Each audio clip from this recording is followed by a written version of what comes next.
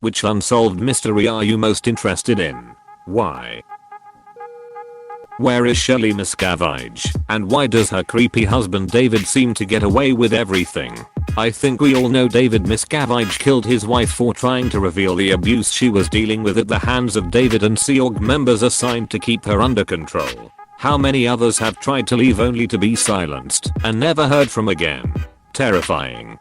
Is there particular evidence that she's not alive? She could very well be a prisoner. Scientologists really like their psychological abuse. D.B. Cooper. The fact that the moment he jumped out of the 727, nothing about him was ever uncovered again. Did he die? If not, what happened to him? I'm convinced he died. If not upon landing, then certainly within a few days after. The real question, to me, is who was he? And why did he do it? What if it was an inside job? A conspiracy among the aircrew? Like if the co-pilot was Cooper and then switched back to his normal uniform before they finally landed. Nobody jumped. They just threw out some parachutes and a few bills and then stashed the rest somewhere. The Isabella Stewart Gardner Museum theft of $500 million worth of art on March 18, 1990. There's a reward of $10 million for return of the stolen art from Boston's museum. Link. Wikipedia. org/wiki/Isabella_Stewart_Gardner_museum_theft. This one haunts me, especially as, while it remains unsolved, I will never see Rembrandt's Only Seascape for myself. So much cultural history lost. Plus, obviously, how? Inside job. What was in the chamber under the Sphinx? That's where the Sphinx goes to poop. Give it some privacy, please. But for real, Egyptian mysteries are the best. I get so hyped whenever they find a new tomb. Close bracket. And to think in a lifetime we are probably only going to find a small percentage of them. The true identity of Master Fard Muhammad. Despite having a report on him that spanned several hundred pages, no one in the FBI or anywhere else can say for sure who he really was. Apart from being a street preacher who founded the Nation of Islam, he showed up in Detroit in 1930 and disappeared in 1934. Never heard of this, but it sounds very interesting. Once you start looking into it, it hooks you. I've spent the better part of a decade researching, looking for police records, etc. I think people know what they think happened, but Madeleine McCann, I've always hoped for an outcome to it as it was massive news. Who do you think did it? The parents. I think it was an accident, but I think they covered it up. Lori Vallow and her missing kids. Link. Thecat.com/2020/0 to/doomsday couple Chad Daybell Lori Vallow what to know. HTML. The fact so many people around her keep dying is really suspicious. Crap. I just posted this. Here's my post with some links and timeline stuff. This is a current case. What happened to Tylee Ryan and JJ Vallow? I think we can all assume that they were killed by their mom. But where are the bodies? Maybe she put them into a cult facility somewhere and they're still alive. Timeline link. Post register. com/news/crime_court/ a timeline of the events surrounding the disappearance of JJ Vallow and Tylee Ryan /article_44f7f1d4ff5c8 year. F39db106b2 bad 2e. HTML. For Lori Vallow and Chad Daybell. This man's perfectly healthy wife dies in bed overnight, and no autopsy was performed? Who cares if he declined it? It wasn't suspicious at all. Now they've exhumed her body and Daybell and Vallow are being investigated in her death. Lori Vallow also tried locking her ex-husband out of his own life insurance link. Nadalenews. com/news/crime/Nile Lori Vallow husband life insurance 20,200,419 Lemi 5DNXCH70 Tavakna his story. HTML. He caught it and switched the beneficiary to his mom. Her ex-husband came to the house for his visitation with their son. Somehow he ends up getting shot by her brother and it's all written off as self-defense. Apparently her kids were zombies. Link. News. Lori Vallow saw her now missing kids Joshua Tylee zombies in 1,167,591. Her niece is in the cult and may know where they are. Link. News.com/news/us/. Lori Vallow's niece knows where missing kids are involved in 1,142,411. This case is going to end up a miniseries when it's all over. Apparently her kids were zombies. Oof. Sounds like Capgras syndrome. Really isn't sounding like there's a great ending for those poor kids. Malaysia Airlines Flight 370 would do anything to learn what actually happened on that flight. I read an article, or series of articles, no sure, that basically stated that there was enough information from sources like ocean recovered shrapnel from the plane that the indication was that the pilot intentionally flew the plane extremely high so the pressure in the cabin would drop to the point of everyone passing out, veered sharply off course and headed west to the Indian Ocean, not necessarily in that order. I read this months ago, and then plunged the aircraft into the Indian Ocean at high speeds. It did not make me feel better. Sisk did a podcast on it, and that theory too. The 1962 escape from Alcatraz, link, M. Wikipedia. org/wiki/June_1962. Alcatraz_escape_attempt. I want to know if they really made it or not. I think they made it. If they were smart enough to come up with such an elaborate plan to escape, there's a high chance they were able to come up with the plan to dump some stuff in the water to make them seem dead. I always think that with the Sandy B. Cooper case, people that smart aren't getting drunk and confessing at 2 AM at a bar. They're long gone. I mean, yeah, maybe they died, but we'll probably never know because I'm sure whatever South American country they're in isn't fingerprinting and DNA testing every old man's dead body. They were in an inescapable prison and escaped. Keep telling yourselves they did all that just to drown. Pretty sure they had plans set. There are a lot of undeciphered languages out there. A large portion are because the languages either grew up in isolation or didn't leave any descendants. I often wonder what those languages recorded that we've never seen. That's deep. There's so much lost information to time. Kind of crazy what we don't know.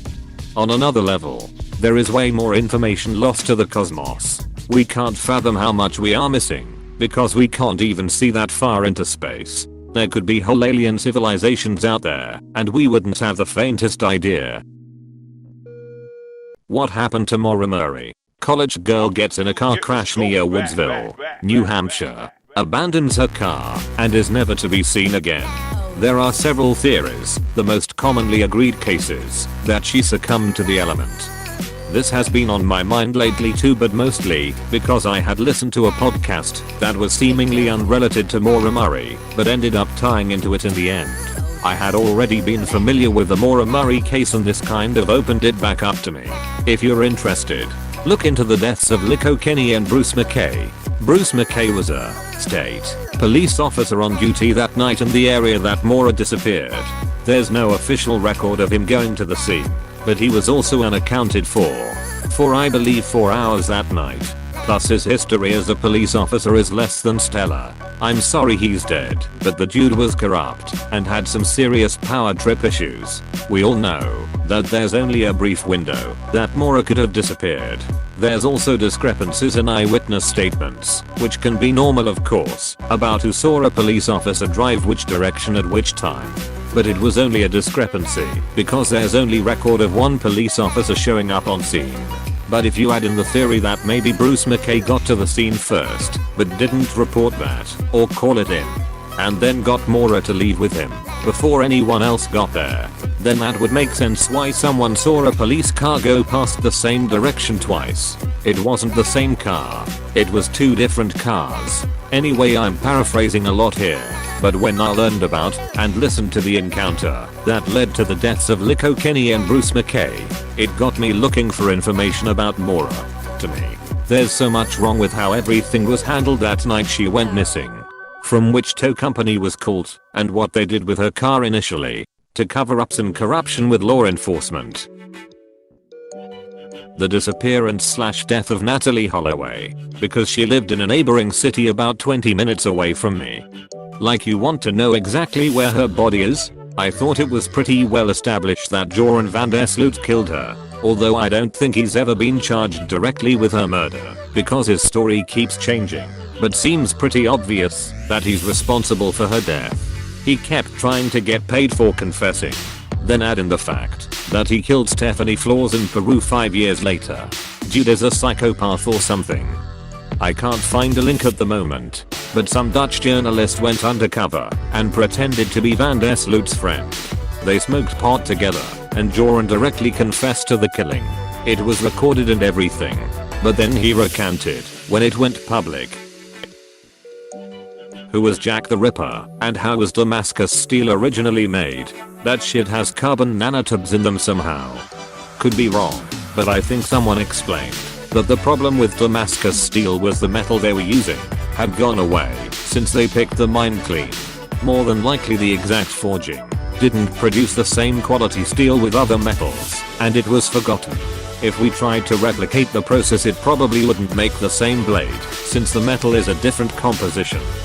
As I understood it, the main difference is that the original Damascus is a very sophisticated nano composite with carbon nanotube at layer boundaries. We just aren't able to make the tubes and get them into the matrix because they don't interface well. John Bennett Ramsey. I just really want to know what happened in the Ramsey house that night. That one has so many creepy suspects. When you look into it, there was even this 40-ish-year-old man who claimed to be in love with her. She was 6 who says that. I think the family was involved in some way, especially with the pineapple in her stomach and Patty's handwriting matching the note. I just wanna know where Amelia reared his man. I think she was eaten by crabs on that desert island. Oh man. That's awful. Delphi murders. As a resident of the area, I think this ducked me up more than anything of the sort ever has. It's just unbelievable. It's freaking Delphi. What Libby and Abby must have endured.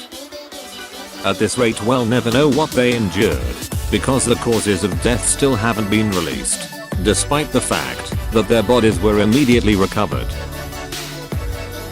I think either who Zodiac was, or who killed Elizabeth Short. There's a podcast about the George Hoddle, a suspect for the Black Dahlia. It's called The Root of Evil. Fair warning though, it's intense. Who were Epstein's co-conspirators / sicko buddies? And why did Epstein not kill himself? Freeway Phantom. In 1971 and 1972, 6 African American girls were murdered. They still haven't found the killer. Here's what the victims looked like. Link. CDN. Cloud. VN /uploaded /thuid /2019 0611 139 2 -15 JPG. Any mystery involving the disappearance of young black people, especially ones in the 70s or earlier, is almost certainly going to be lack of investigation. The money pit. I just want to know what's at the bottom, even if it's just water, dirt, and logs. Oak Island? Buried treasure? Could it be connected to the Knights Templar?